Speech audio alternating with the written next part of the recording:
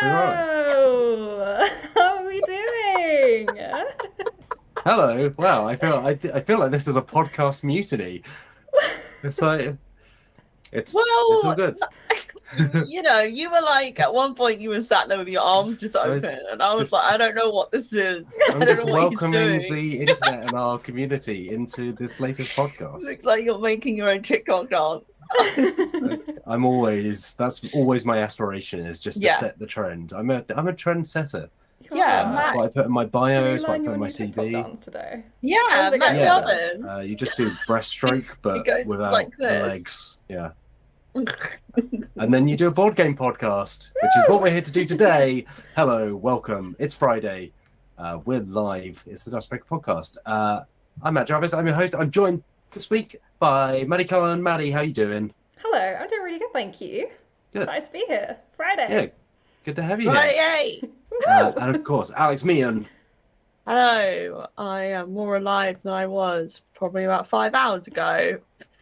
You've gone from Friday to Friday? Yeah, when I woke up, I rolled out of bed and slugged out of my room, and was barely conscious. And now, I am more awake, even though it's post lunch. Usually, the post lunch snooze Sleepy's gets real. you. But yeah, I'm here. I'm queer, and I'm ready to cause problems. Yeah! All right. Rowdy. Yeah! Let's get into it. I will give a little sneak peek ahead. Later on, we will be trying to guess board games from their worst BoardGameGeek reviews, which I'm very excited for.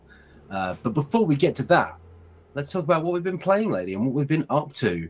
Alex Meehan, Hello. let's start with you. What have you been up to? Yeah, it's good to start with me because you might as well get me while I'm at my peak, and then I'll slowly sort of drop off. We'll substitute you out, like with footballers. Yeah. Tough out. Halfway through, we'll take you off the pitch and we'll bring in someone who's like fresh and ready for conversation Yeah, again. fresh and ready. That would be fun. We should do that for a podcast. We just Yeah. cycle Just through rotating halfway chairs. through.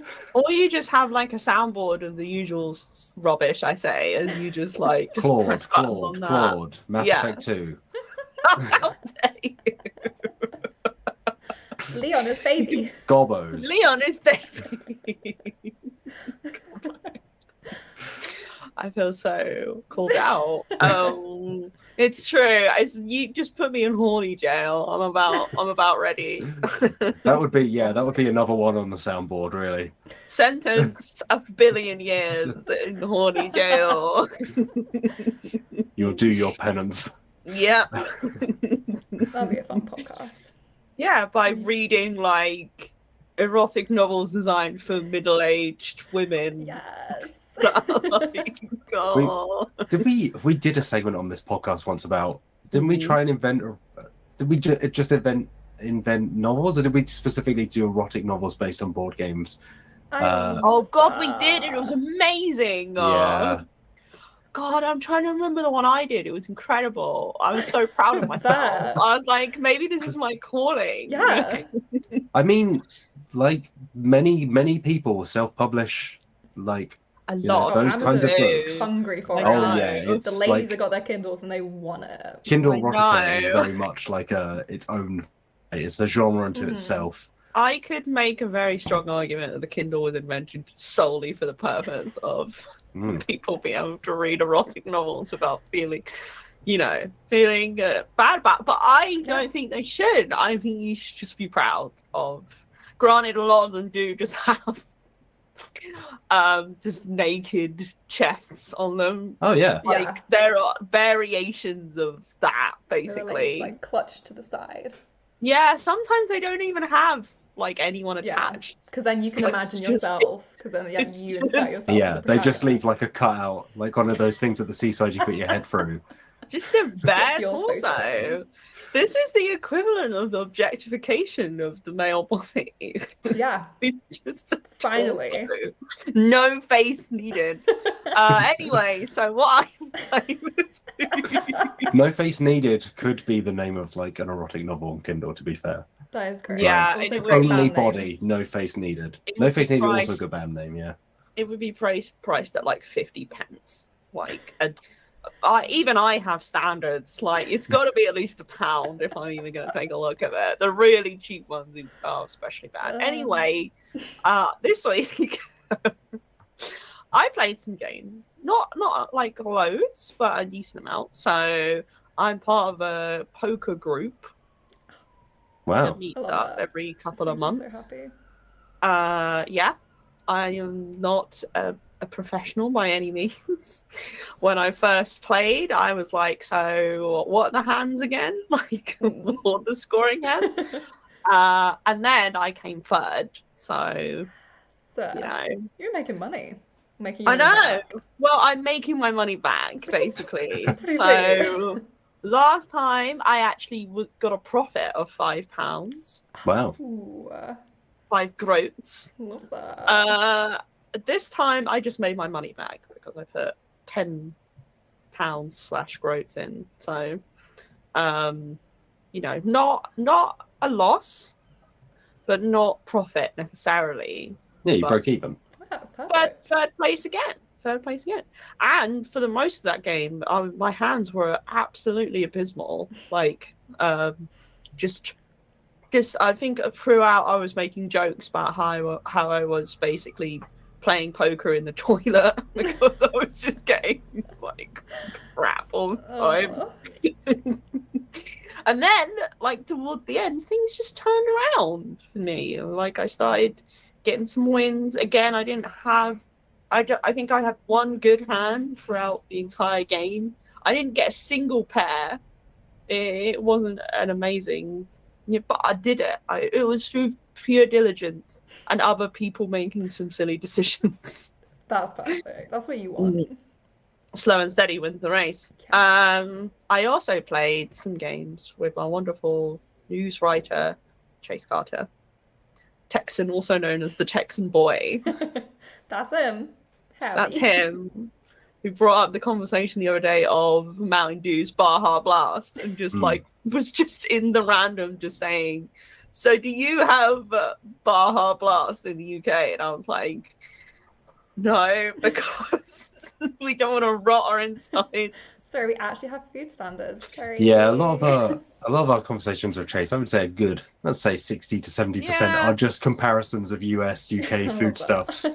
Like, we introduced him to the concept of a cheeky Nando's and a Greg sausage roll, and he introduced us to the Baja Blast. The Baja Blast, yeah. So when he does come and visit, which he will at some point, I'm sure, the idea is that we're going to take him out for a wonderful evening of delights, such as Greg's sausage roll for lunch. Greg's vegan sausage roll is top tier, I have to say. So no complaints here. And then Iceland, the beige parade. We get some Rawsons. Anyway, the other stuff, the stuff I actually played with Chase was we played some 2-player games. Well, we played one 2-player game called Sobek. It's a new re-release is it by only Bruno Cafala, or is it? I don't remember. I need to check that. I believe it could be. While you're talking about it, I will look it up. Okay. It is a 2-player game that is Egyptian themed. Yes, it's Bruno Cafala and Sebastian Pouchon who did Jaipur. Oh, it is. Yeah, because we saw that the other day. I don't know how I forgot that. Yeah. Jaipur, another really great 2-player game. And Cafala did... The big game was... I can't remember. Help me out here, Matt Jarvis. Bruno Cafala. Cafala is King Domino. King Domino, right. You were off somewhere else. I was looking at the chat just to see what people were saying. I wasn't expecting to be hit with more board game trivia requirements, but... Please, you're smart. We played Sobek. I do like the new art style. It's quite fun. And it's a really simple game, actually. It's very similar to Jaipur. It's a game where you're collecting sets of things and selling them, similar to Jaipur. But in this case, you're collecting tiles. You've got like a board. That's like a grid. And on the board, there'll be tiles placed randomly of various goods, such as fishes, cows, wheat, rock, some kind. Rock. All of the best the ingredients for a good meal. I love my delicious fish and rock. Fish, Delicious. rock, and wheat meal. Yeah. And you take turns, like either picking up a tile, selling a collection of tiles that need to be the same type, at least 3, or refreshing the board. Or if you've got, you can collect these little character tiles, and if you play them, they do special abilities and things. Is Sobek the crocodile-headed Egyptian god? I believe so, yes. Yeah. I was like, I recognize that name. Yeah, same.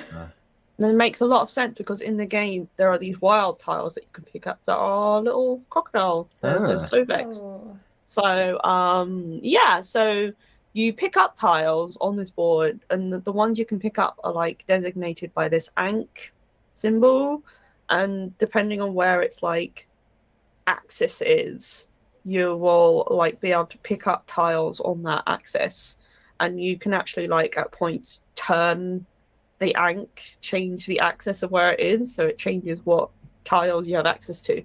And for every tile that you, for the tile that you take that has tiles before it, next to the Ankh, so between the Ankh and the tile you want to take, you've got to pick up those tiles, and they are corruption, so they're bad things. So it's like the risk reward of, I really want this tile because it's really good and it'll help me make points, etc. But it means I have to pick up these tiles and take them as corruption. And corruption is like a negative point meter thing. And so it's like very much one of those games that, like a really good 2-player game, it will like help you kind of screw over your opponent. It's like very competitive in that sense. It's just, that is basically it. Like, it is very straightforward. At one point when you can't really do anything, you can refresh the board, and the game ends when like no player can do anything else, so they can't pick up tiles, they can't like play anything from their hand, they can't sell anything. Okay. How long is it? I think we played 2 games in about 40 minutes. Oh, okay. Oh, Yeah, right, so yeah. like So it's really straightforward, Yeah. really quick. I really liked it. It was really good. Like, it's one of those 2-player games that are specifically designed for 2 players, and that's what makes them so good, because the dynamic that they present, like between the two like opponents, is like, it's just so, it's like a really unique experience that you can get in those 2-player games that are very straightforward, very simple. The fun really comes from like reacting to what your opponents are doing, or like, you know, thinking ahead and kind of thinking, okay, what can I do? Yeah, it's really good. I like the art style. I'm really tempted to look to see how much it costs, actually, because I might pick up a copy, because I love 2-player games like that. Yeah. I was gonna say, if it's like 20 minutes, like 2 players, I can't imagine it's that much. Yeah. Matt Jarvis is going to look this up now. I'm gonna look it up. It's just under 20 quid, so probably about nice. $25 if you're in the US. I'd pick it up. Do you know when it's out, the new version? Because I'm not 100% sure. Is it out already? I mean, it's on well-known retailers, and it says add to basket, and it does not say pre-order. So I think it's out now. No, it's out now. Well, it does have a great art style, I say. Like, I like it's like super colorful, very cartoony. Yeah. Ooh, that sounds nice. I think so many board games have like a very sort of generic art style that are just like, they could have very easily just done, oh, here are the various things that you can pick up, like the wheat and stuff. But I much prefer them more like, obviously the theme in the game itself is very dry. You could basically replace it with whatever you want. But I do like it when they do a fun theme. Games like that, the theme doesn't really matter all that much, because it's more just about the mechanics. The theme just adds a nice little extra. But I would recommend it. It's on Board Game Arena right now. Or you can get a physical copy, which I might well do. Sounds great. Like, I like King Domino a lot. Like, Father's made some great games, and Jaipur is obviously, like, it is one of the greatest 2-player games. It really is that good. I'm glad that the kind of meeting of those 2 minds has resulted in something that sounds I would also say very good. Sobek is probably on like the same level of Jaipur, I'd say, in Really? terms Wow. of like enjoyment. Like it scratches a very similar itch. It's not exactly the same thing because you've got the board kind of scenario, like that aspect of it. And that kind of adds a different dynamic compared to like the card market you have in Jaipur. But it scratches the very similar itch of like, oh, I want that thing. But if I do that, I might let my opponent kind of get an upper hand. So I'm going to have to think whether that's worth it or not, or stuff like that. So yeah, I think I really enjoyed Sobek. The other game we played was Century Spice Road. Yeah. Which is also on Board Game Arena. It is not a 2-player only game, but it does support 2 players. And I really enjoyed it as well. It was really good. I really like Spice Road. I think it's a fantastic game.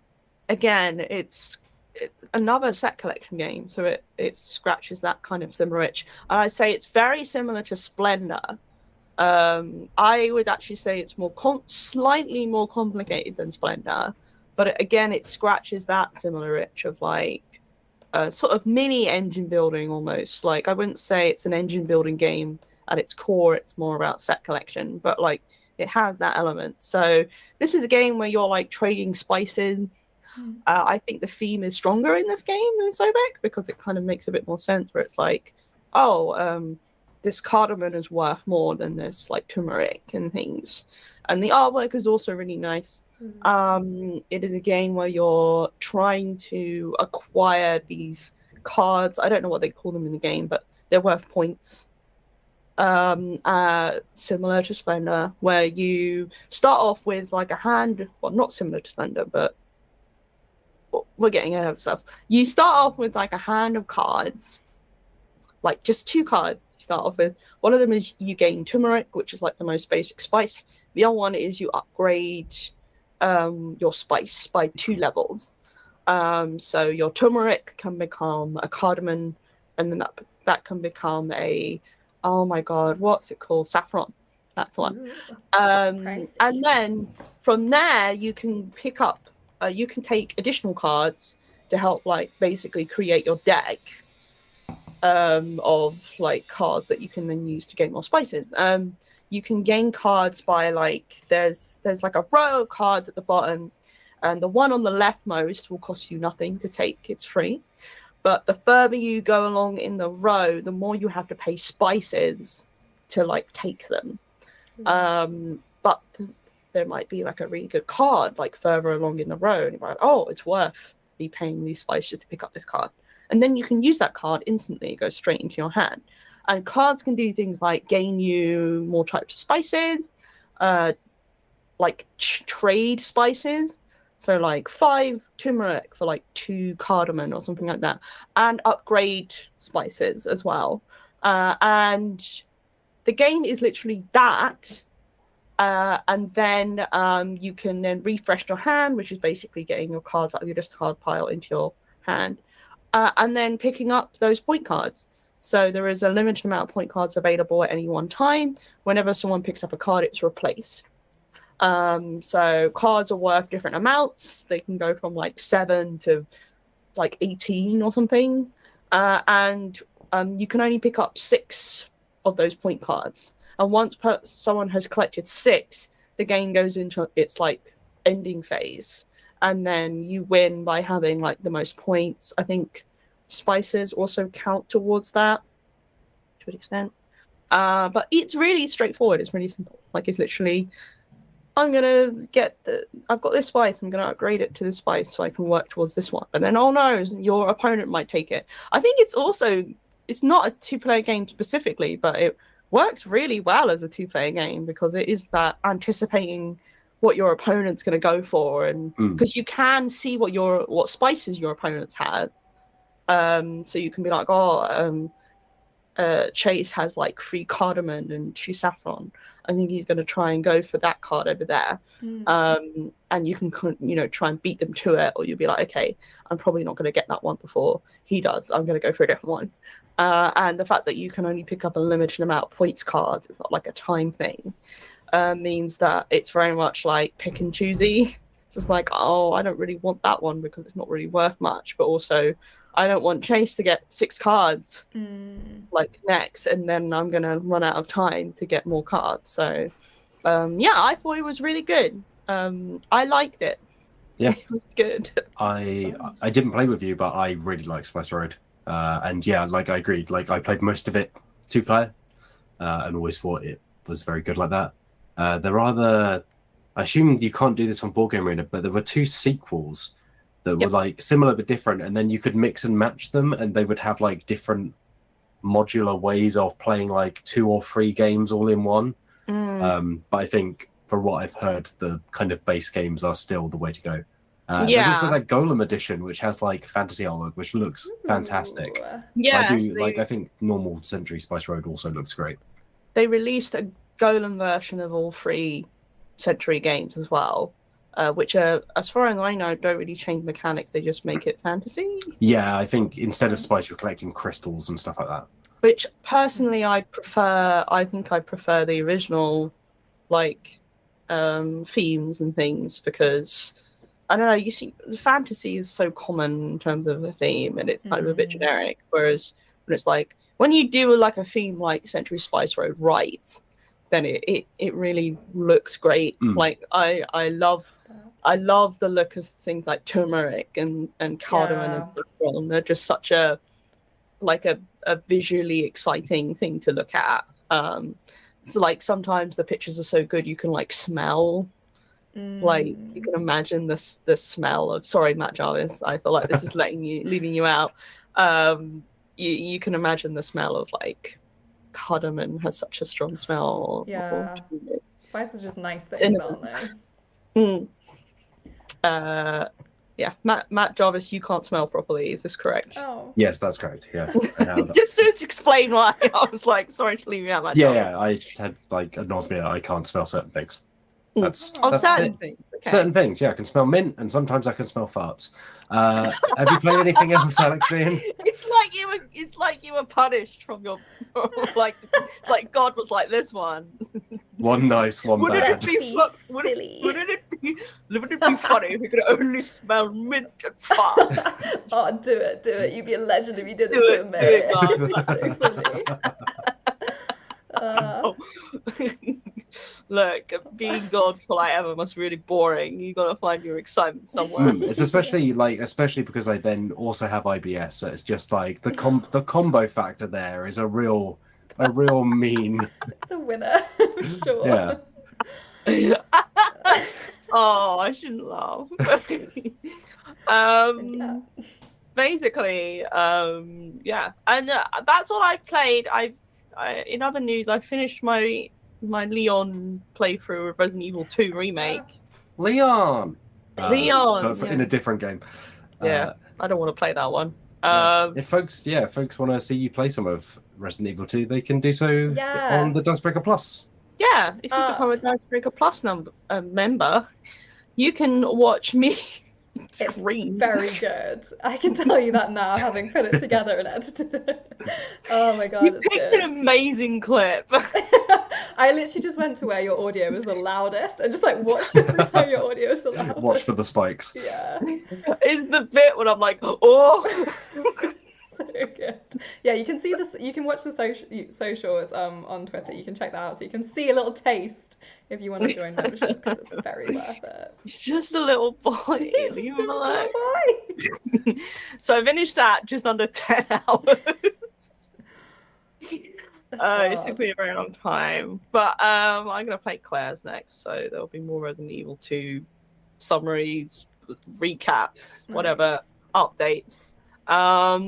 Yeah, and I also watched some films recently that were fun. Last night we watched Starship Troopers. Oh, was this inspired by the fact there's a new like RTS game coming out based on Starship Troopers? I had no idea about that. They're making, which is very weird, because Starship Troopers the film is just like a satire of particularly American militarism. And so making a game out of that is weird unless you somehow have that satire in there, because otherwise it's just like, here's a load of alien bugs without any of the cleverness of this. Like the look of Starship Troopers Like parts of it like really, really actually cool considering it's like a 90s film. That are like, oh, this is really there. It's really 90s. And other parts, particularly when they're just on the planet with like, you know, dust and sand and stuff with the bugs. That's very generic looking. Like the bugs themselves don't look particularly interesting.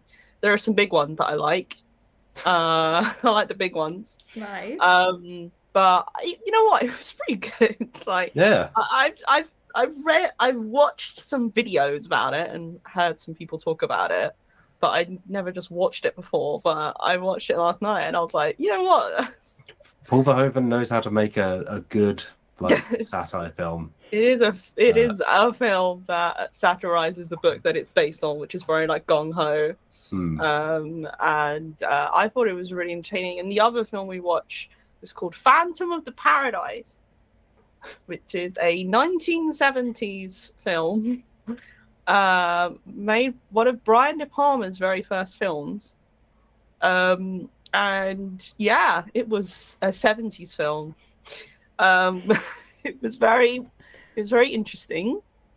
It had some very boring music segments in it, which where I described the music is on the level of like very mediocre Fleetwood Mac. Nice. The main actor in it, she's in Suspiria. I like her. I can't remember her name. It's also got Paul Williams in it, who is quite a famous composer, but he plays one of the characters in it, this horrible skeezy man. And he also composed the music for the film.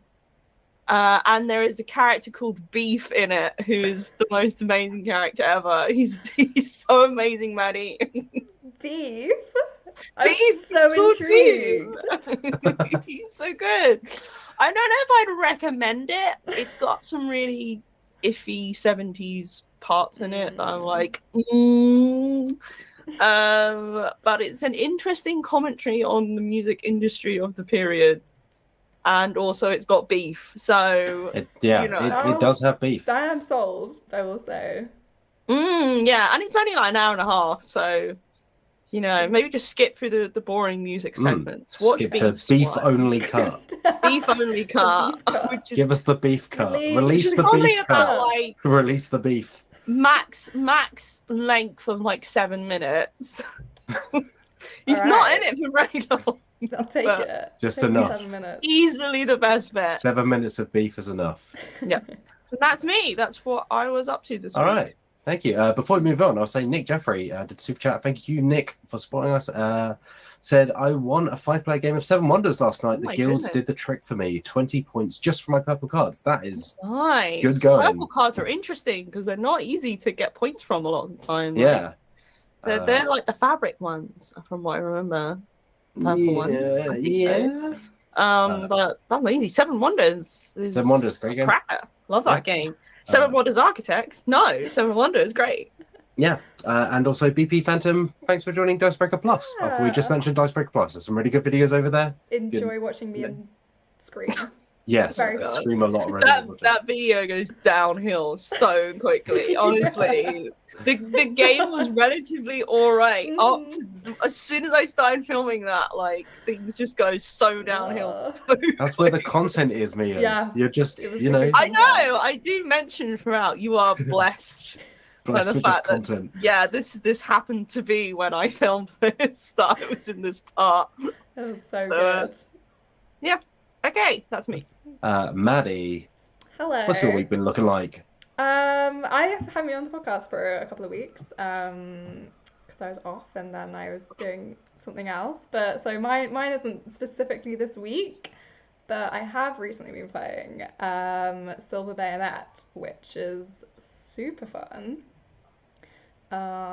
Just hoping chat will be okay. Just seeing that in the corner of my eye, like. Thanks, mods. Thank you. Bless you, Angel Boo. This is especially confusing because that particular bot that was saying quite explicit things had XYZ in its name, and my mind immediately went to come on, no Yu-Gi-Oh! XYZ summoning. Yeah. Xyz summoning in Yu-Gi-Oh, which says so much about me. Yeah, Well, look, maybe we're nerds, okay? That's our first thought. You're in the wrong place. Yeah, maybe that's summon them in. Yeah, we accidentally Xyz summoned a random bot. Oh, Carry on, Maddie. yes, I played Silver Bayonet, which is super fun. Oh. It's a miniatures game by the same guy that did Frostgrave. So it's another skirmish Osprey, game. yeah. Yes. And I'm obsessed with Frostgrave, obviously. And this is like just my ideal setting. It's Napoleonic, like Gothic horror. So you're like different Napoleonic armies. So I'm playing Russian, and my partner Oliver was playing English.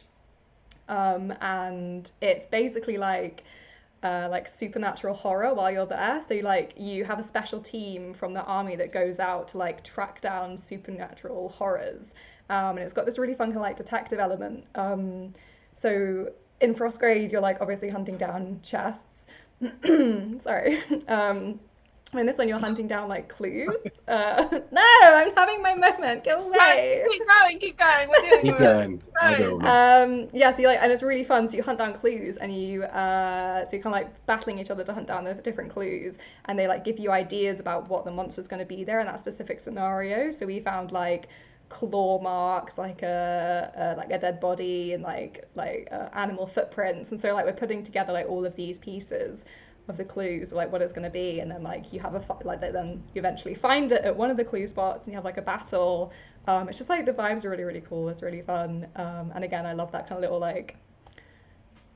skirmish war, like running around hiding, and it just has guns, so it doesn't have magic, but it has guns, which is very fun. And you can be things like occultists, and one of the guys on my team, like each army, like each nation has special what they're called, like special people they can have in your little group. So in Russia, you can have a werebear, which is like a person that turns into a bear, which is so fun. Like, although they died before they could do it successfully, but they're gonna do it. It's gonna be very fun. I have a little bear mini with a little hat on and a little backpack. He's ready. Oh my god. Yeah.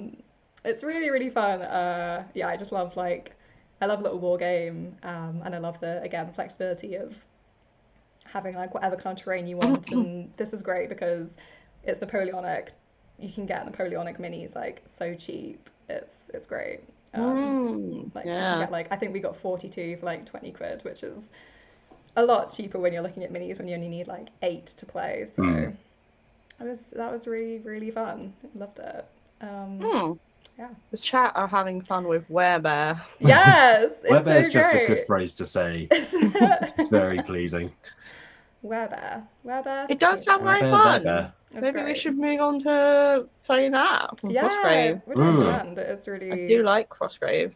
Yeah, it's just like if you want, just something a little bit different vibes with you want kind of tracking down weird supernatural creatures like vampires and ghosts and werewolves and all sorts. That's great. Maddie, have you played Ghost Archipelago, which is the other Joseph McCullough game I know of? No, I really want to, because I've got some of the Frostgrave minis I use are Ghost Archipelago ones. So I want to try it. It sounds pretty fun. I mean, Ghost Archipelago is just a great name. I'm like, yes.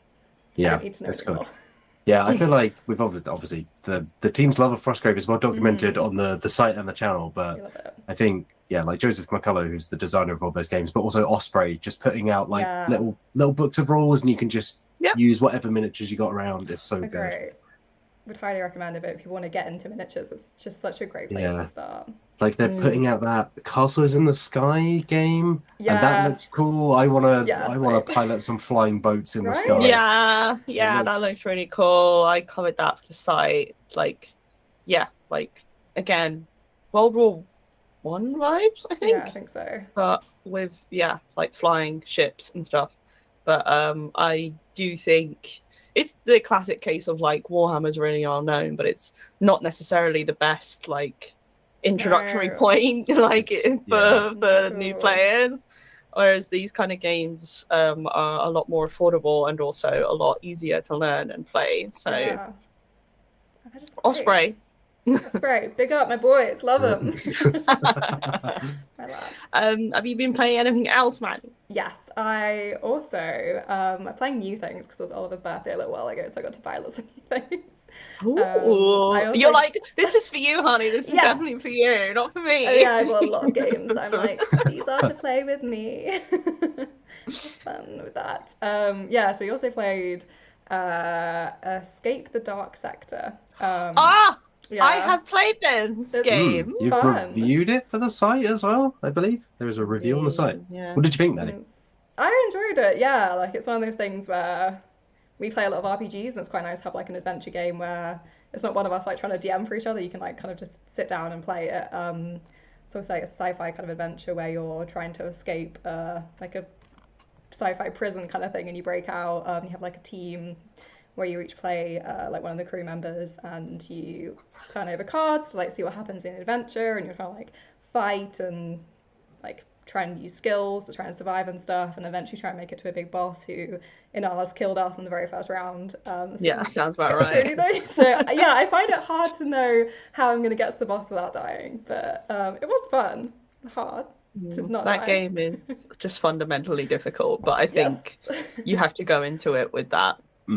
Yeah, it's kind of like a fighting fantasy book, right? Or a choose your own adventure book, where it's like, yeah, you can pick what seems like a good option, and then suddenly you'll just get squashed by a trap or flattened by, some monster stood around. And that's kind of like the theme, isn't it? Like, it's meant to be dark and brutal and scary, like it is Escape the Dark Sector. It's all creepy, weird vibes. Like, the art is really cool and really nice. I love, like, piecing together a little story is really fun. I love role-playing stuff. It's like, do you want to have that role-playing experience, but you don't want to, like, spend hours playing, like, a tabletop RPG, then this is basically that. Like, it is a very light adventure game, but in this case, sci-fi grindhouse, basically. I like it. Like, it's not, the most mechanically engrossing thing in the world, but it is fun. And it knows what it's going for. Have you found there's a free soundtrack on Spotify? No, Oliver said that to me after we played, and I was like, okay, next time we'll have to do it. Like, really get in the vibes, get freaked out by it. But yeah, it was great because it was just pretty quick as well. Like, again, we play a lot of RPGs, so we commit a lot of hours to doing stuff. So it's nice. Like, we literally played it in the morning before going out to meet up with some people for lunch, and it was just nice to do a little creepy adventure. Nice. Some stuff. Yeah. Has that been your week? I think that's been it, I think. All right. Mine's going to be a very short section because I've not played very much this week, but I have played a load more Mahjong. Oh, no. I continue to play Mahjong. I think I called it the wrong thing last week. I kept calling it, I think, Reaching Mahjong, but it's Richi Mahjong is the version I'm playing, which is like the Japanese variant. I continue to really enjoy playing Mahjong. I've just been playing it like in the mornings when I wake up, playing it in the evenings as I go to bed. Just shaking over your life, Matt Jarvis. It's just a fun, like, I'll just do a round of Mahjong. Yeah, it's good.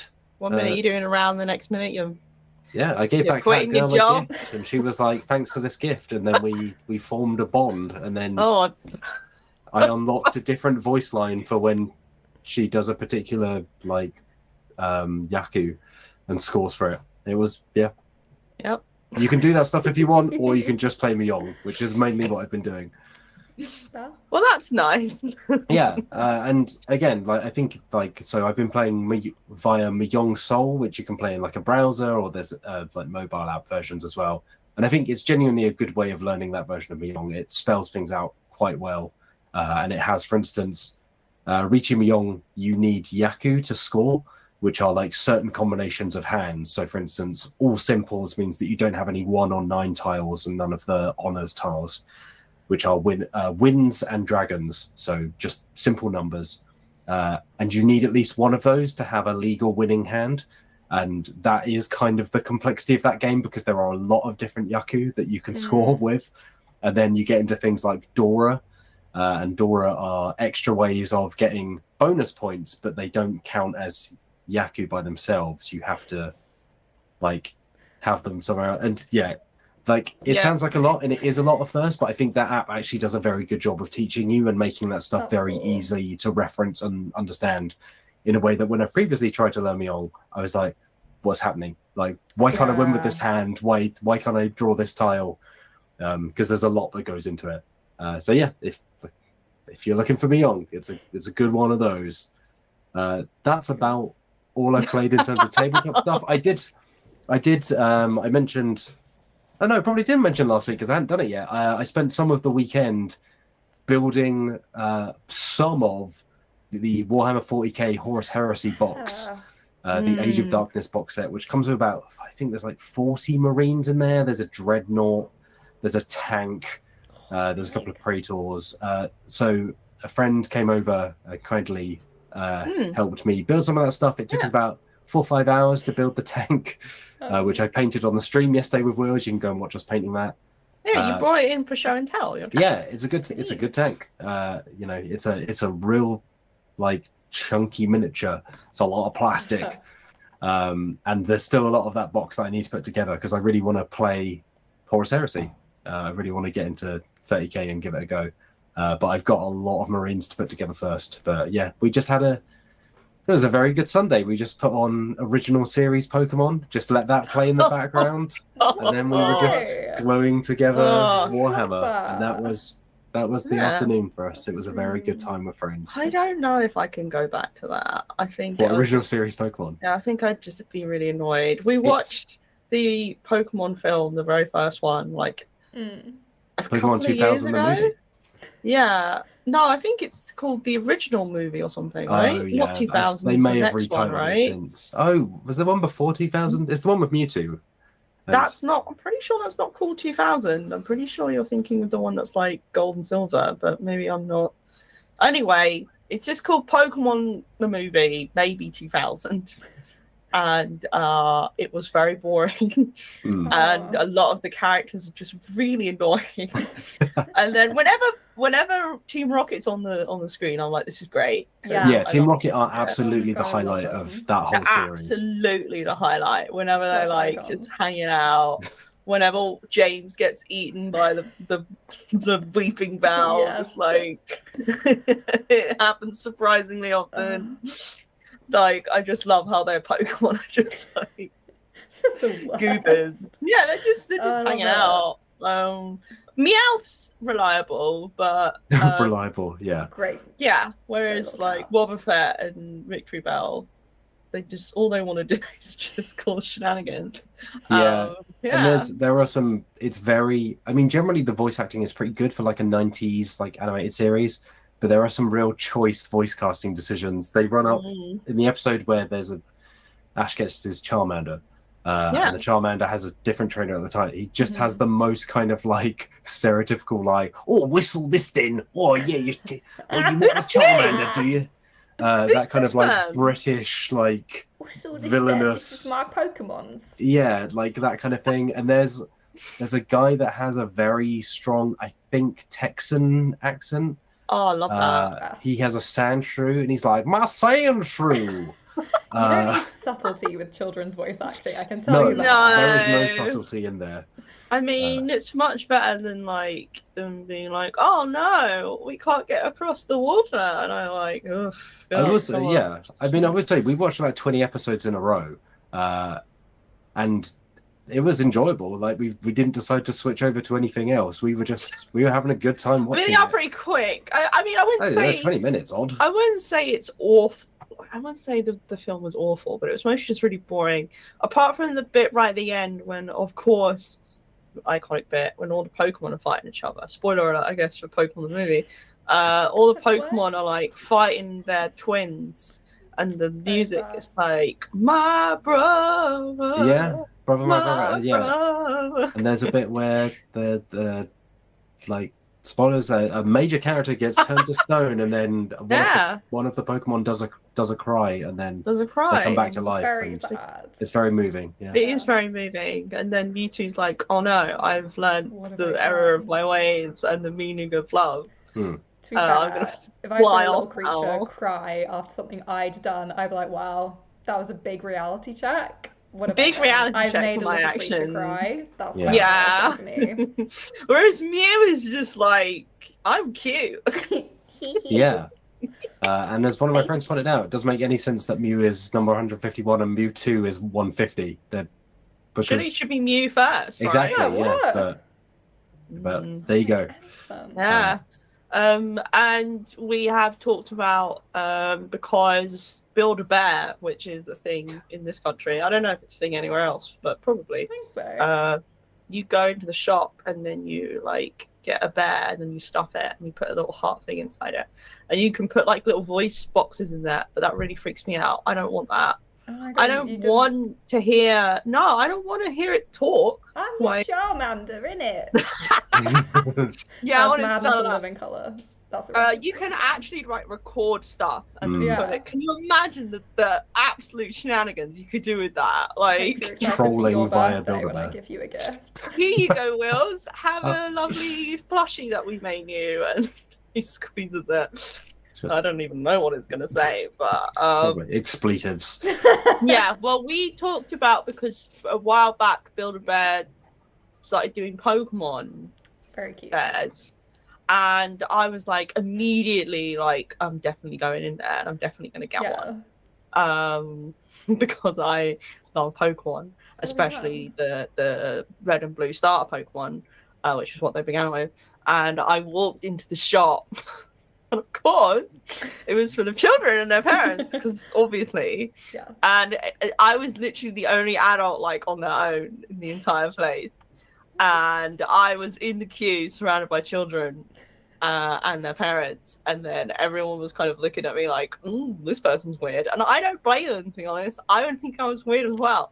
I was just there because I just wanted a Charmander. I just wanted a plushy Charmander. Kind of joy things. I'm sorry, I'm old now. Do I not like soft things? Yeah, I'm not allowed soft toys anymore. But I will say the quality of that plushie is excellent, because I must admit I will sometimes look on the Pokemon Center and some of those don't look great. I don't like how some of them look. They look a bit rubbish, whereas the Build-A-Bear ones are like top tier stuff.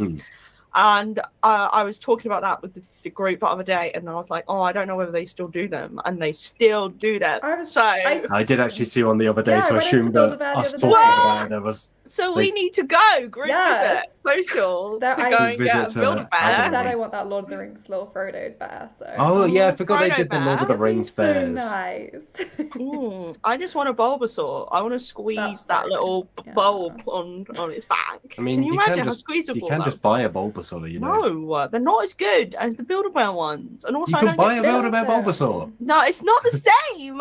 You can't put the heart in there. You can't get little roller skates and a little tutu. You're not building him. Yeah, you can't kiss the heart and put it in there. I actually did that in the shop because the person who was like, who stuffs it and then like gives it to you. What? Were they like, kiss it? I would make everyone like kiss it. Kiss no, they were like, oh come on, you've got to do it. And I was the whole like, shop turns. Yeah. You're not gonna kiss it. You don't love your little child. Like a 25-year-old woman, like it's a little. Look, children. Look at her what you and can laugh. Look what peak performance is. And laugh. Yeah. I don't care. I admit this without shame. I genuinely will cuddle that Charmander sometimes at night because it's so squishy. It's so cuddly. It's a very excellent bear. I'm with you. I've said I have many soft toys and I love them all. Yeah, we've got like the IKEA shark and the IKEA bear, and they are very soft. Dongleskog. Dongleskog? Is that his name? Dongleskog? It is now Dongleskog. I'm pretty sure it's Dongleskog. Oh, Dongleskog. I thought you said Dongleslog, which I think is something else. Whatever his name, and he's a lovely boy. They should rename him Dongleskog. Yeah, no, Dongleskog is his name. Although it's probably not said like that because I'm not Scandinavian. So yeah.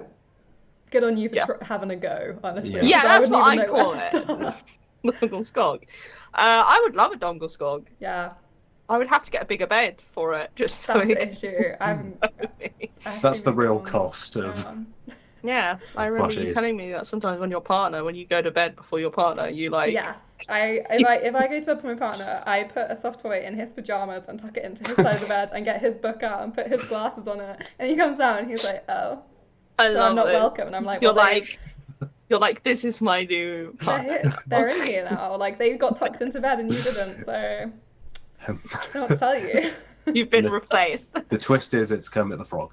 Oh, I Puppets. desperately want a Kermit the Frog puppet.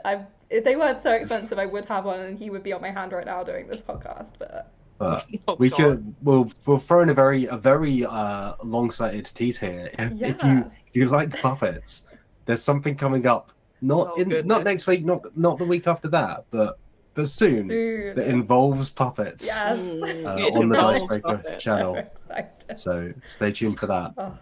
Oh. Yeah. Okay, shall we move on to some news now? Yeah, I was going to say the only other thing Oh! I did, also to give Betty some heads up before we transition over, but the only other thing I did this week was Platinum Elden Ring. After we discussed Elden Ring bosses last week, I then went and got all the trophies. Yeah, So I beat Millennia, and now I never want to do that boss fight again because it was very hard. But you've done it now. Excuse me. Yeah. And I'll quickly throw in a super chat from Nick Jeffrey again. Thank you, Nick. Who said just received a delivery, the brand new Hogs of War board game that I backed on Kickstarter. God. I have so Oh, much I love like and that. nostalgia for the PlayStation game. Yeah, the PlayStation game is very Yeah, I've played that. It's very weird. Born to Grill.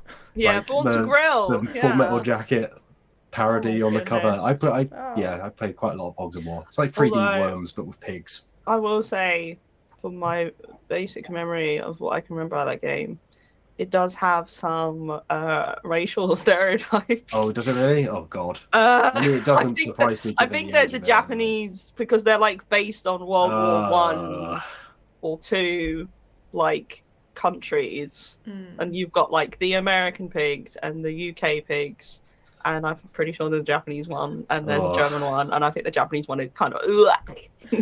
Yeah. Anyway, Hopefully I'm that sure the stuff board isn't in the game's board fun. game. Yeah. All right. We will move on, but first of all, we have a word from this week's sponsor. This week's show is brought to you by our friends over at D&D in a Castle. What is D&D in a Castle? It's an event where you play a dream Dungeons & Dragons campaign with a world-class dungeon master over 3 jam-packed days in an actual 14th century castle. 8 and 12 hours of D&D as part of an all-inclusive vacation. It's easy to get involved. Just head over to dndinacastle.com to book your epic 3-day D&D campaign with a dungeon master of your choice. That's the only hard part. Which bit? Choosing your DM.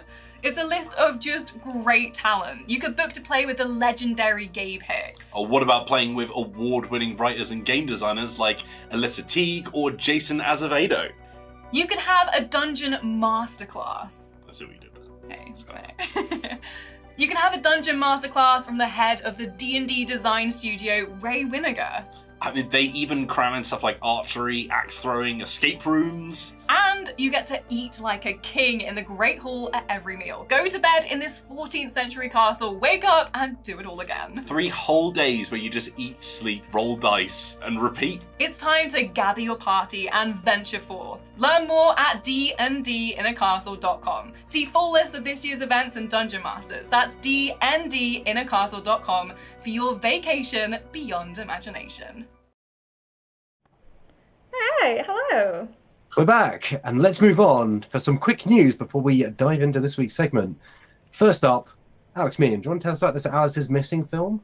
Oh my god. I thought you said Alex is missing then. I was like, wait, what? Alex is fine. Alex is gone. You're Oh right no! here. But Alice is missing. It was all a dream. Or she will be, at least, in this upcoming film. Yeah, so this was a surprise, I must admit, when we saw this. So Alice is Missing is a tabletop role-playing game that I believe Wheels played back. Yeah, he before wrote it a came out. piece for the site. Should say, disclaimer here, Wills is now quite good friends with the designer of the game, but he wasn't necessarily at the time that he wrote that piece. No. But we've never met Spencer Stark, so it's fine. I'm sure they're lovely. Yeah, I've exchanged emails with Spencer. He Oh, seems there like you a go. lovely person. So Oh, I have as well, because I asked them about the Beyblades thing. yeah, So, I think they but I've wrote never something met for them the in site as person. well. So Anyway, Spencer Stark is the designer of Alice is Missing, which sounds like it's a really interesting tabletop role-playing game where it's played entirely in like message threads. It's about like a best friend who goes missing, Alice, and you basically sort of unravel a mystery over like 90 minutes. So Spencer Stark, Hollywood Reporter exclusive, announced that there is well, there's probably going to be a film based on Alice is Missing coming out, co-written by Spencer Stark. Which is, I would say, an interesting choice because, like you say, it's played out like when you play the RPG. It's really designed for you to like text each other or WhatsApp or Discord. Like silent. And you're meant to be silent, which is kind of interesting. I assume the film won't be a silent film, but I would kind of love it if they went with a silent film and everything was on screen. They should. I mean, like, Miss Marvel has been doing some cool stuff recently with like messages in the background of shots. So I think they could do some really neat visual things around that. Miss Marvel's good. Yeah. I would watch it if I had Disney Plus. But no, it is an interesting choice because it doesn't really have like a world as such. It's got like sort of illusions, but a lot of it's built around what the players and the GM do. But what might make it make more sense, that's a terrible sentence, is the fact that it's being co-produced by Temple Hill, which is a studio that produced films like Twilight and Fault in Our Stars. Yes, Maddie? Oh my god. Yeah, so this is kind of up there, that street in terms of like teenage angst film. So it kind of makes sense. The co-writer is someone called Becca Gleason, who I've never heard of. But apparently they helped produce Community, which I like well enough, as well as an Amazon series called The Summer I Turned Pretty. I have heard of this series, yeah. Which is also like a young adult style thing, so it feels like the stars are aligning. The interesting thing is, I think I mentioned before that Spencer Stark is co-writing this. It's also being co-produced by, oh my god, the head of Hunters Entertainment. Oh, is that Ivan Van Norman? Yeah, and Darrington Press. So they've got like various. So Spencer Stark is also a producer for Critical Role, and I think they also work with Darrington Press.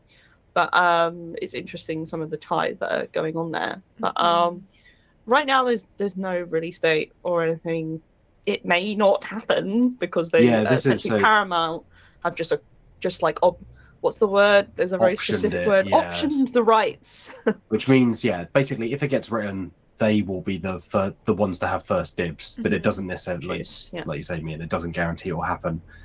Which I think is pretty standard Hollywood setup because it's very like, there's a lot of money involved. Yeah, and a lot of scripts just get kicked around for like decades. Years, like the D&D movie, for instance, which has just been kicking around for years. Which, is supposed to be finally coming out next year. And they teased a little bit early this year. And, Chris Evans, who is in it, has also been talking about it.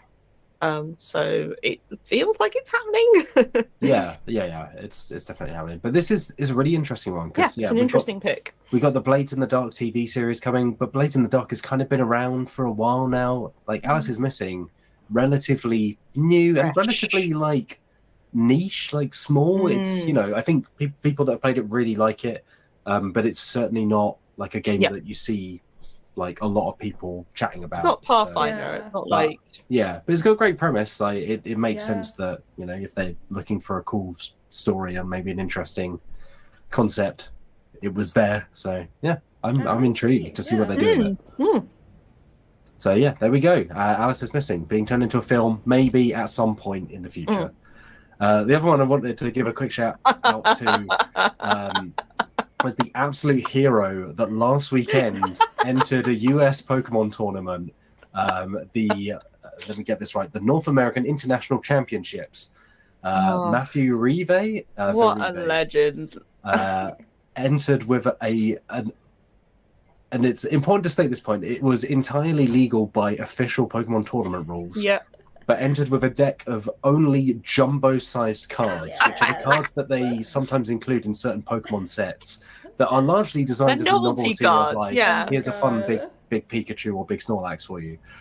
They're not normally designed to be played with in an actual game, but because they are printed by Pokemon and they are released in those sets, they are technically legal to use as long as you build a legal deck, which it was 60 cards, which is the legal requirement. There were no more than 4 of any one card, which is the other requirement. So they managed to sneak that in. So he was able to enter and played 3 games. Got beaten in the first one. The second one, I think the opponent basically conceded the game just to let them get through to a third game. Oh, what legend! Yeah, and so the funniest thing about all of this, as pointed out by Joshua Yell from IGN, is that because the jumbo Pokemon cards that are printed, they are only Pokemon. So that means the deck couldn't include any trainer cards, which are like the effects and abilities, and most importantly, couldn't include any energy cards, which are what Pokemon cards normally require to do any of their attacks. So the deck couldn't attack, couldn't do anything. Basically, it was just there as a very fun goof. Yeah, how many Snorlaxes are in it? 2. I believe there are 7 Snorlaxes, because I think there are 4 Snorlax Vs, and then I think there are like 3 Snorlax V Maxes, something like that. Max Snorlax. Yeah, there's a lot of Snorlax going on in there. Like I say, Matthew Verive entered the tournament, got through these 3 rounds. The judges checked the decks beforehand, and apparently just threw out the hand and were like, well, this is technically legal, we'll let you play, but come to us after you've played these first few games and we'll really think about it. And the thing that Verive, I hope I'm pronouncing their name right, but basically said was like, yeah, I was planning to basically play a few games and then throw in the towel anyway. But basically the deck kind of got pulled out on a triviality, which was because the big promo cards are not cut to the same quality as normal Pokemon cards. There's the chance that they might be identifiable by like very slight marks, which is like a big no-no in professional Pokemon tournaments and all TCG tournaments, to be fair. Yeah. Marked cards is a big, it's a major cheating thing, so they're very strict on that. And apparently a custom set of sleeves, which would have made them universal and would have got around that, was apparently going to cost about $100, because surprise, surprise, they don't make sleeves for cards this big. The Kickstarter? Let us fund and help this man. Yeah, so please. This was very funny. And then the official Pokemon account appeared to also reference it, where they then had a picture of like even bigger, like basically marketed cards used for marketing at events and stuff like that. So yeah, it was a feel good story from last weekend. Of like, they need to make those legal, the really, really big ones. Yeah, this hero who just created this super-sized deck. I think there's a picture as well where they're playing with someone else who has also jumbo cards. So it's just an entire like enlarged Pokemon game. Oh my god, that's amazing. Yeah, so there we go. A hero of the internet, of Pokemon in general. Like, they then said like, hey, yeah, I think they'll probably change the rules about the size of cards after this. No! We can't all be heroes, but we can support them. Yeah, that's so true, ma'am. So true. Yeah. Don't do it, Pokemon. So don't make them illegal. Yeah. There we go. That's the feel good story of the week. Big Pokemon cards. And with that, let's move on to this week's segment. Oh my god. We've done something similar to this before, but we had such a good time we decided to revive it and do it again, which is we're going to try and guess. I'll say some of the most popular board games. There might be some less popular board games in there, but we'll try and guess well-known board games. Yeah. But we're going to try and guess them from their worst reviews on BoardGameGeek. So those who don't know, BoardGameGeek, Board Game Wiki, allows people to rate games. You can rate them from 1 to 10. Many people rate a lot of games 1 for a variety of reasons. You can also leave comments. So we have pulled only 1-rated reviews. And so I think we've all pulled a few. We'll see how many we get through. Yeah. This is normally good fun, so I'm hoping we'll get through all of them. And in the chat, try and play along and guess as well. But we're basically going to read out 1-rated reviews for each of these games. We're going to try and guess, and then I don't know. We'll add up at the end, but it's mostly just for funsies. Nice. Who wants to go first? Just to clarify, I was confused by this because I realised that you could click on the rating tab on BoardGameGeek. Yep. I did not do that. I went to the review. I did that at first, and it took me a little while to realise that you could do that. But that's fine. I still found some fun things. So That's ultimately what matters, really. Okay, that I just wanted to clarify that, but I can go first if fine, you it's want. not- the rules. Start with probably the least fun one, and then we can work our way out. Okay, who wants to kick off? I've got a pretty good one. Okay, Go on, Maddie. Maddie. Okay. Here we go. I cannot understand why this is so popular. This is the Harold Shipman of board games. In the way he made people fear their doctor, this game makes people fear board games. Jesus Christ. That's terrible! Yeah. Who would say that? Oh God. That person for is some the of our worst. US viewers, Hal Chipman Oh, was a God. serial killer here in the UK who was also a GP, a doctor, who, was just targeted specifically older patients. yes, that. targeted his patients. their money, So yeah, but- Jesus Christ! Yeah, Wow. I'm sorry. It's a When very we came into extreme this, I one. was not. I will say, I was not what? expecting that to be a Maddie reference went that was going to come up. hard. with- I just tried to find the most wild ones. I was like, why? You succeeded, Maddie. Okay. Aiden focuses that- Catan? Question mark. Interesting. It's not Catan. Have you got any more for this particular game? Is Yes. that the one? Okay, can we? And unless you've got a good idea, I don't know where to start with that. 'cause I don't know where to start. I have no don't know how idea anyone what could game I would dislike this describe. game as much as that. So This one might help you more. I don't know. The still reviewers makes me cry to think that this game is still being made. Oh, okay. Is it Monopoly? No, but you're on the right lines. Okay. yeah, true sketch Monopoly. Is it Cluedo? Yes. Wow, nice going. What Ian. the hell? That's a very strong reaction to Cluedo. Oh yeah. I mean, I don't love it, but Have you got any more funny reviews for Cluedo you want to run through? I figure if we've pulled some and they're funny, we'll just read them out afterwards. But No, I think the max I ever got was 2 for games. So Okay. I've only got 1, but yes. all good. That was it. Wow, what an opening! Jesus Christ. Some people. Look, I'm just going to say right here, if you're thinking of going out there and comparing your board game to a real-life Yeah. serial killer, maybe don't do that. Don't do that. Yeah, maybe reassess Your life. reassess your train of thinking on that Yes. one. Okay, Alex Meehan, Hello. would you like to take the stage and present us the worst rated my games on- misunderstanding of what we were meant to do. So I kind of more just collected things that I thought was amusing or funny, but we can try our best to see if people can actually guess them. So I found this actually really funny review, but it's not funny because they're angry. It's more funny about the way they've formatted it. So the review is called "Dear Game Name, We're Just Not Meant to Be," and the whole review is constructed like they went on a date with someone. That was the game, and now oh, it's just not gonna work. So one of the sections is the moment we met, our first date.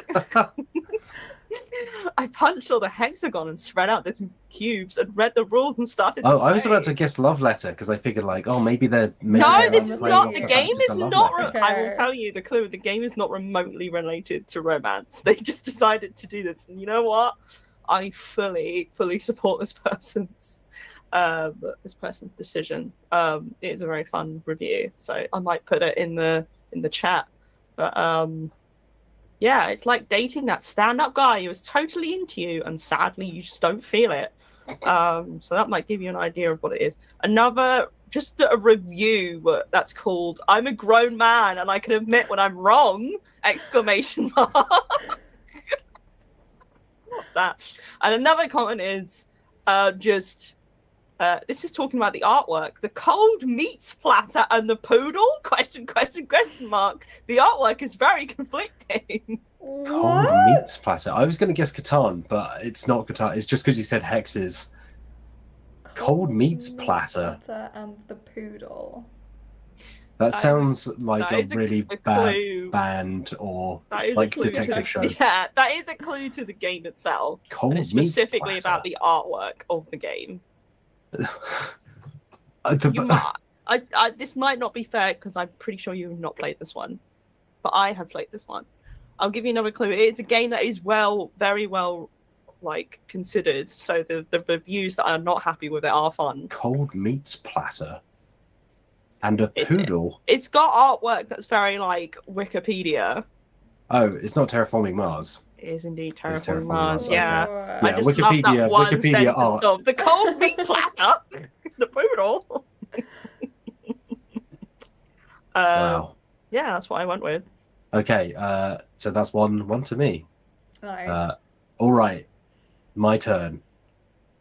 This first review. This game is the equivalent of Stephen King, but for the board game community. The amount of time and brackets, worse, close brackets, money it sucks away from vastly superior games is a crime against humanity. I bet there's a Wow. card for that. The amount of time and money. I'm guessing this is a game that has maybe a lot of expansions. Catan? It's not Catan. This little fly. Sorry. Maddie, any guesses before I move on to the second one? No, give me the second one. Total scam and not even that much fun. If I wanted to join a cult and burn through my money, I may as well become a Scientologist. Yes, it's Magic the Gathering. It is Magic the Gathering. I saw that review. That's why I know. So yeah, I'll read out the ones I've got left because Oh I was my having a good time God. reading through these. So the next one is so good. a horrible, clunky game with few redeeming features. This is another game that has a huge following that simply can't be justified by any rationale. The rules in the rulebook are overly complicated, and then each card has its own complex and often inscrutable rules, making the whole experience one of chaos and frustration. In my view, the fact that this game has so many devotees should be the subject of a psychology treatise. And then I've got a very short one to end, which was no magic, no quote magic, just quote the gathering of money and throwing it away. Wow. And then I pulled a couple buddy. of gems from others where people were playing on it. So someone called it Magic the Crappening, and then someone called it Tragic the Disbursement, which doesn't. Wow, that doesn't Neither work. of those really Yeah. work. So yeah, there you go. That was Magic the Gathering. Wow. Okay, Maddie, back around to you. Okay. Take 2 slices of suck and spread butter and suckleberry jam. Layer alternating slices of processed American suck and slowly roasted suck. Add some pickles and garnish with crisp iceberg suck. This will yield a suck sandwich that sucks only half as much as game name. Did they say butter in there? They didn't do a play on butter. Oh no, it they was do just suck butter. nut butter, sorry. Oh, sucker, is he? Suck what? Suck nut butter? Yes. Oh, delicious. Oh, like peanut butter. Right. Yes. I was Wow. like, A lot of suck there. I Suck don't nut like that you've got butters. peanut butter God. jam, cheese, pickles, and lettuce in a sandwich. Yeah, Sounds this nice. is like a New Yorker cross with a PBJ. Yeah, I guess so. Cross with suck. Cross with suck. Suck Yeah, sandwich. God. 2 I layers want, of suck. I want suck to be spelled. I mean, yeah, good luck trying to guess what this S-O-O-K. game is, but I just thought it was such a good review. Is it Munchkin? No. I don't know why I said Munchkin. I think I was thinking of food and then the word munch. I don't know. Betrayal. America. They specifically talk American, so betrayal. No, I can read you another review because I thought Yeah, it yeah. might help you more. Why do so many people love this game? Honestly, to me, this is bland nothing of a game, typical of so many Euro trash games. The theme, such as it is, makes no sense. The artwork is uninspiring and the gameplay is pedestrian. If I had a choice between spending an hour playing this game and staring at a wall for an hour, I'd feel much more entertained staring at the wall. Agricola. No. Euro trash. I mean, yeah, these aren't very helpful to guess, I'm sorry. Would you like a little clue?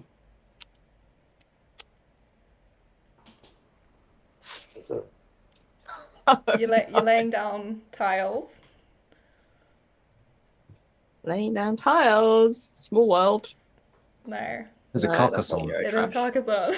Oh, sucks. Okay, I mean it's not that bad. I don't know. good, It's really actually. just not that offensive. I'm just like, they hate it Yeah. so much. I'm like, okay, buddy. People Wow. are saying Ticket to Ride, and I can kind of see that because Ticket to Yeah, Ride it- can result in some people being unhappy. But Carcassonne, I know, that's what I'm a saying. very That's unoffensive game. Yeah, that's a strong take on Carcassonne. Very All right, strong. Alex Meehan, what have you got Okay. for us next? I'm gonna try my best with this. Okay, right. This is one. I'm not saying game is a bad game, and I don't think it is a bad game. I'm only saying my opinion is here, and you will prove me wrong or change my thoughts. Thank you, Caps. Thank you is Caps. I would like to know what people find in games so good and interesting, that it deserves the spot it has. This is my first review, so the more opinions I get from you guys, the better. Trolls welcome. Haters will be shot on sight. Oh, Jesus. Oh my god. Too much dice rolling. Most of it makes sense, although a few ideas feel really stupid. My broken leg may not heal really. I brought the game. I was told it was a mystery solving game. My ass. If mystery solving is rolling dice and seeing what happens, okay, no comment. That was the review that I found for this game. I was going to say Gloomhaven, but Gloomhaven doesn't have any dice rolling in it, so I feel it's not that. Dice rolling. Think about the And broken leg. Yeah. Dead of Winter? Nope. Hmm. I'm gonna guess.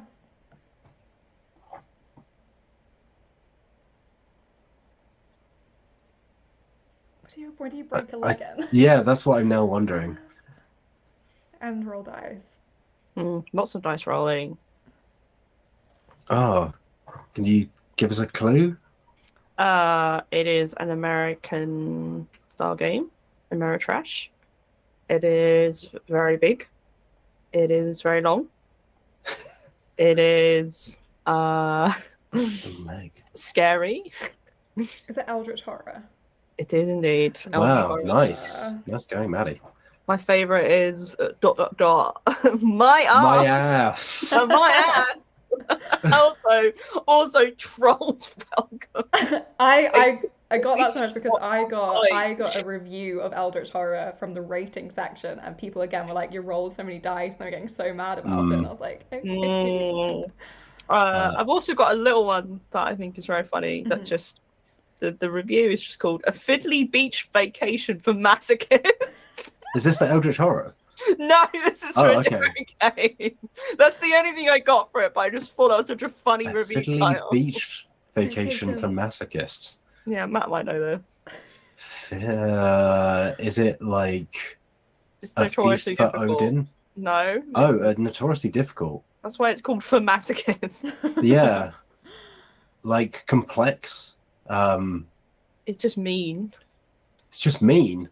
Yeah. Oh, I don't know. Like there are quite a few mean games. Robinson Crusoe. Yeah. Oh, it's Robinson Crusoe. Okay, Fiddly Beach Vacation for Masochists. nice. That's pretty good. Like I That don't is- mind that as a Honestly, review. I'm like, Quite okay, it old. makes me interested. Like, I'm like, No, okay. I love that. I like It beach was great. vacations and also Yeah. masochism. There you go. All right. I will read this one, which is very short to start with. And the award for the most hyped game ever goes to ...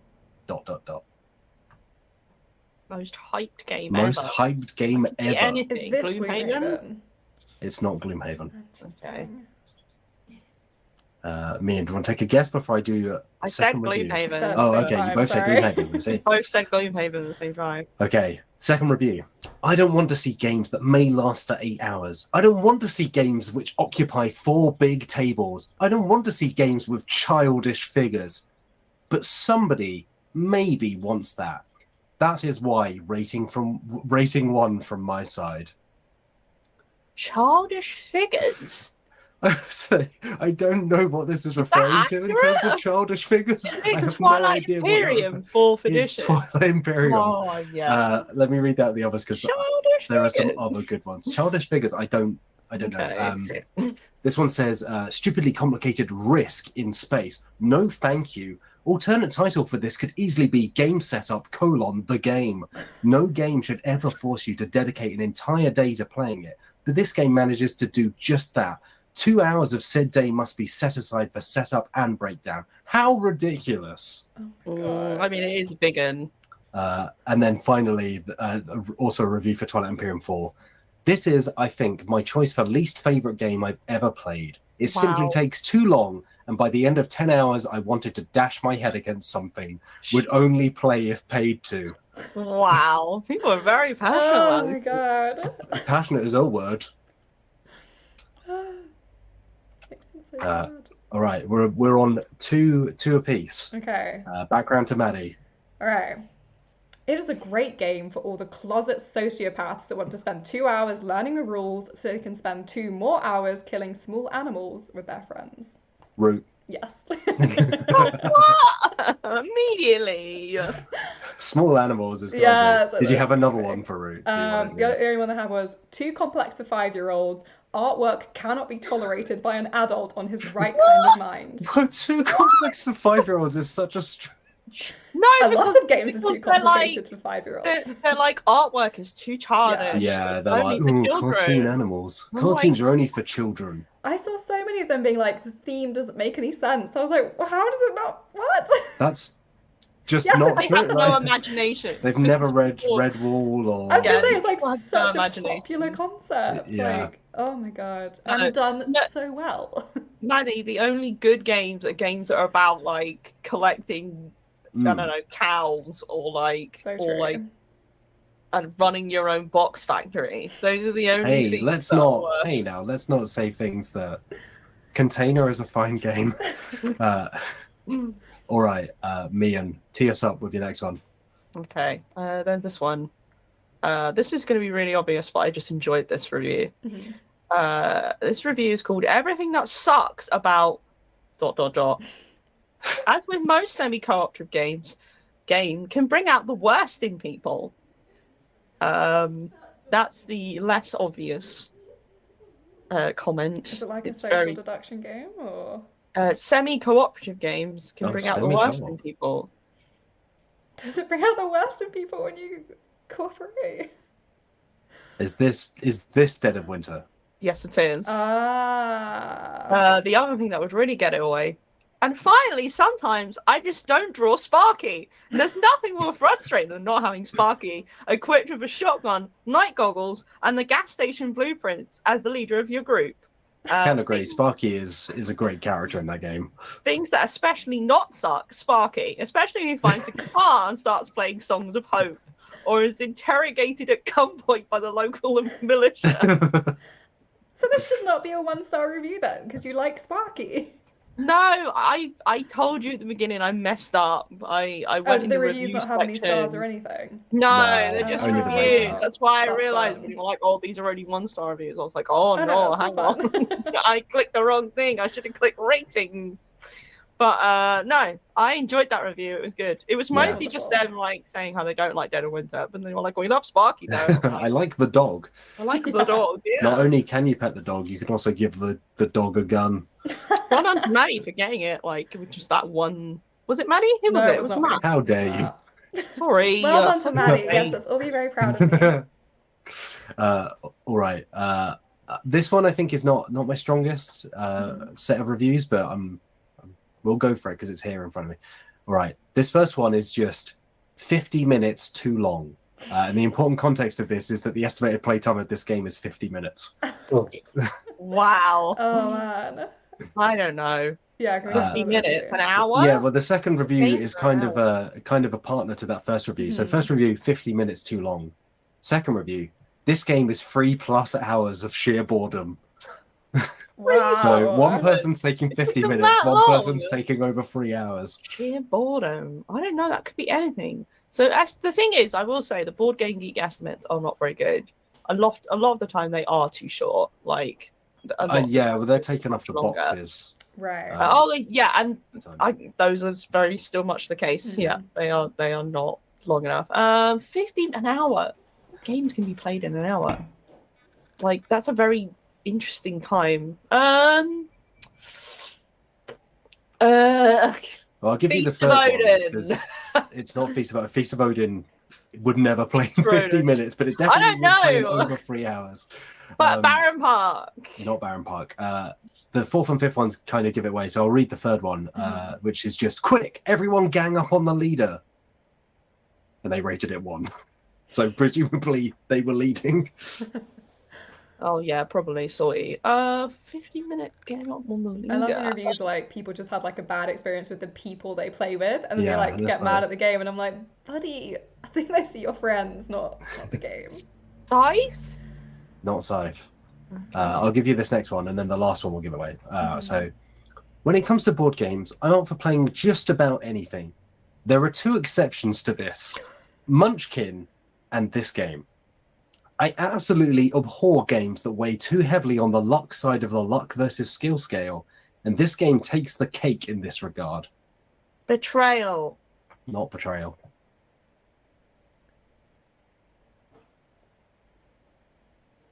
All right, I'll give you the last one because, like I say, I feel like these are quite difficult ones. I love that though. This last one. This game is not good. The IP is the only appealing draw to the game, and Disney isn't great to begin with. It gives you one of the worst feelings a board game can give Villainous. you. It just isn't fun. Stay away from this disaster. Only giving it half a star because people like Disney for whatever reason. Wow. For some reason, some It is people Disney like villainous. Disney. No It's idea. weird that they were like, I'm going to give this half a star because other people like this thing. And it's like, just give it no star. Okay. Like, just like you don't have to rate based on what other people like. It's I love fine. It's how fine. those specific games that they were like, they will not play. They will not play Disney Villainous. Or what was the other one? Munchkin. Munchkin. I mean, I can see. I really don't like Munchkin at all. So I can kind of see that. I mean, I can kind of see. Obviously, these are all very exaggerated, but I can kind of see where they're coming from. Like, I do like Villainous, but I can also see people really not liking it because it can really drag, depending on who you're playing as. Yeah. Maddie, have you got any more? I've got some ones where I've just got one for them. Yeah, let's run through the rest quickly. Like this is good fun. I'm enjoying this. I want to get through the ones that we've pulled because Cool. they're a good laugh. This one I just really liked. I fail to see the fun in any game in which the fun lies in having to find something. I do it all the time in real life when something is lost, and it's definitely not entertaining. Is this micro macro? Yeah. I loved it so much. I was like, oh. It's like, well, I find my keys when I lose them, so I don't want to play like Exactly. I will never do a spot the difference or I was like, okay. I feel like this is the day when they've like lost something and then they had to play it and they're like, no. No. wow. I don't really have any more. I mean, I also found some reviews for Root. Oh yeah, let's play that. read them out. Like they're just good to hear because I found this one review that I thought was very wrong. Where they were like, I decided to write a review of how I see the game, which is one of the weird experiences for games I've had, mainly due to Root quickly losing the appeal the more games I play. So when my physical copy of Root started gathering dust on the shelf because my group was bored, and I was unpleased with it for having a lot better games to play, I got the digital version. They also say the problem with the cat lies with the Airy being the only real competition. There are two factions that do area control. Woodland Alliance and Vagabond do not need area control, just doing their business. By the way, this has a lot of typos until they eventually win the game. For me, the total misfit of Root is that IMO, in my In my opinion. opinion. in my opinion, should be changed to the Vagabond should be changed to being an AI doing world versus players instead of player controlled faction. I just love that like they're playing an asymmetrical game and their complaint is that like some of them do this and some of them do other stuff and it's like Yeah. yeah, Mm. basically, yes. it was a really big review, and a lot of the review was them just complaining about the Woodland Alliance. Being like, it's overpowered. And I was like, yeah, sort of. Basically, they start off being like, oh, it was really good. And essentially, from what I gather, what's happened is, obviously, the more you play a game, the more likely you might be to lose it because you're playing it more times, and therefore statistically speaking, you're probably going to lose some of those. I got the vibe from them that they were like, "Oh, I'm winning this game to start off with," and then more they played, the more they started losing, and then the salt started building up. I love that people like so in the reviews I was looking through where people just like clearly just kept losing, getting so angry, and they're like, "Oh, it's all just luck, it's so annoying," and I'm like, okay, that's fine. Do you have any more, Maddie? Is it Matt's go? Matt, do you have any more? Yeah, I've got one more. Oh, sorry. So, okay. I came here because of all the people rating games like Kingdom Death Monster or Hate with a 1, just because of their mature theme. I'm offended by how boring the theme of this game is. So it sounds like this person has just picked a random game and is like, other people are criticizing these other games I like. I'm going to pick a different game and just take it out on this game. What? Not mature enough, Matt. They're not mature enough. They don't have enough like Boobs. large-breasted spider women. Yeah, like Kingdom spider Death women. Monster. Hey, I get that, man. I've been there. Maddie, my God. We were all on that D&D panel. Yeah, oh God, I remember that. Horny over that spider woman in front of a live audience.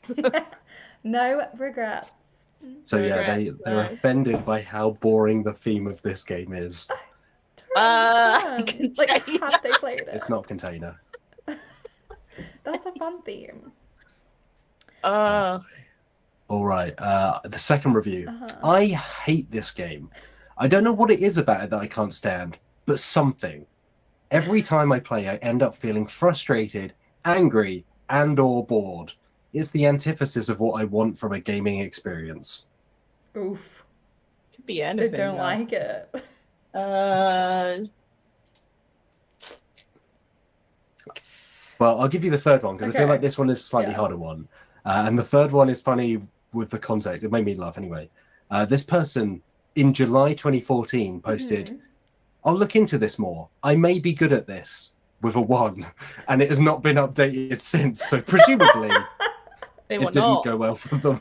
Why would you just start with a 1 review? I would start with like a 5 because that's in the middle. And also the fact they were like, yeah, I'll look into this more. But they still rated it a 1 where it's like, yeah, I'm interested in playing more of this, but I still think it's the worst thing ever made. Yeah, this is the worst game. I'm trying to think of what it could be. Really boring theme. Agricola. I will say it's probably it might a be tricky one to guess. boring. We've played it recently. Played it recently? Is that we include? We've played it recently. Me and you and I have played this recently. Yeah, Maddie, we've not played this recently. Tigris and Euphrates. It is Tigris and Euphrates, yeah. Okay. Well, I mean, the theme's not boring. I mean, it's not. The theme is just civilization. It's just a civilization game. Civilization is boring. Not enough spider ladies. There's my war and my. There's just not enough nudity in these square tiles. There's nudity in this Rhino Knizia game. Come on, Knizia. Instead of square tiles, just have genitals. That's going to be the podcast title. Matthew Chalmers, I'm shocked. My monocle popped way out. There's nothing rude about genitals. Everybody's got them. Exactly. Right. Goodness, all right. Do we have any more, Maddie? Have you still got one in the chamber? No. I think those are my wildest entries I could find. Me and any more? Nah, next time I'll do it properly. It's all good. Yeah, I think we'll do this again. Well, let us know in the It's chat really what you fun. thought of it, because it's good fun for us. At least it's good fun for me. Yeah. If you're keeping score, by the way, I think me and you got Tigris and Euphrates at the end. Yeah, So one. we were on 5 apiece, and then Maddie, you had 2 or 3, I think. I may have forgotten to count at some point because I was so invested in just the vitriolic reviews. Yeah, I do. Is it a draw? I believe, yeah, between you and me, and we don't have a tiebreaker. Oh, So there you go. actually, I tell you what. No, that doesn't work. tiebreaker? I can't do a Do you tiebreaker want with me to do myself. one for you guys? Yeah, Maddie, if you find a random review, and while you're doing that, I will say thank you to our mods, Yeah, thank you for including our Angel Beat, for we've had a few bots in the chat today. Yeah. For some reason, they just want to know about the worst reviews on BoardGameGeek. Yeah. Can't keep them away. Well, because they're presumably offering some of the worst stuff. So It's they're that also person. like, They hey, were like, maybe the world needs to know that Tigris and Yeah. Euphrates needs more genitals in it. It needs more genitals. All right. I was.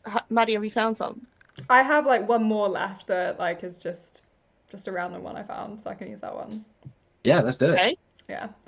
Much, so much, too much, way too much stuff. Feels like a game with 12 expansions included. My reference of game design clunkiness.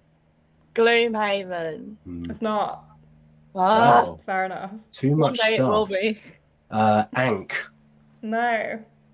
I feel like it's got to be one of those Kickstarter games, like big box. That would make Like, sense, but too much no. stuff. No. It's like a theme. It's Yeah. like a theme. I'm going to say it and Yeah, go on, then give us a it's going theme. to give it away. Cowboys. Oh, Great Western Trail. Oh no, it's a tie again. I think I got that personally. Yeah, I think you were faster. That's we'll put it down to the buzzer. You buzzed first. And Yes! with that, I Alex win the Meehan, pointless game. queen of the Right. worst reviews on BoardGameGeek. I am queen of the worst. It's true. You received the trophy of all those reviews. Just a toilet. Yeah, It's printed just a- up on like very like nice like degree style paper or constitution lovely. style paper. Like you can Okay. unfurl it and it just has all those reviews written You down. like I that? love that. Yeah, and you can put it on your wall. Congratulations on your Thank you. prize. And congratulations on reaching the end of this week's Dicebreaker podcast. Hey. Thank you, of course, Maddie Cullen, Alex Meehan. for joining Can I me do a here. quick shout out, please? Yeah, go on then. On Eurogamer right now, there are 2 articles that I have written for their Pride Week. It is no longer technically Pride Month, but every month is Pride Month. So Yeah. there you go. I wrote a thing for Dicebreaker Recommends about Mhm. First Sword Lesbians. Our regular series. Yeah, a regular series on Eurogamer. And you should also read the article I wrote on a game called Arcade Spirits: The New Challenges. Yes, you should. I read it and it's very good. Thank you. And to give the video team a shout out, this weekend we have 2 very exciting videos going live. Liv has been working on a video about the story of when the Mafia, the Mafia were involved, but the McDonald's monopoly scandal that took place like a while ago now, that involves, like I say, involves the Mafia, the mob, the FBI are in there. It is a wild story.